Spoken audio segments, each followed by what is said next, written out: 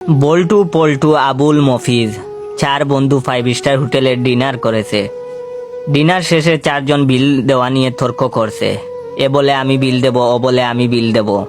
হোটেলের ম্যানেজার এই কাণ্ড দেখে মনে মনে হাসছে আর বলছে, পৃথিবীতে এখনো এরকম বন্ধুত্ব দেখা যায়, বিশ্বাস হয় না। আমারও যদি এরকম বন্ধু থাকতো। এক পর্যায়ে 4 জন মিলে সিদ্ধান্ত নিল যে একটি দৌড় প্রতিযোগিতা হবে।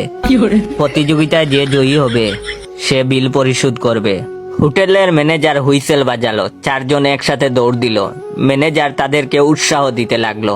সেই যে তারা দৌড় দিল আর ফিরে আসেনি। গল্পটা আজ থেকে 50 বছর আগের। ওই হোটেল ম্যানেজার এখনো বাঙ্গা হোটেলের সামনে দাঁড়িয়ে আছেন। উনি ভাবছেন ওরা আসবে বিল দিতে। এখন আপনারা কমেন্ট করে বলুন ওরা বিল দিতে কবে আসবে। যদি আপনারা বলতে পারেন না, তাহলে আপনার বন্ধুদের শেয়ার করে জিজ্ঞাসা করতে পারেন ওরা কবে বিল দিতে আসবে।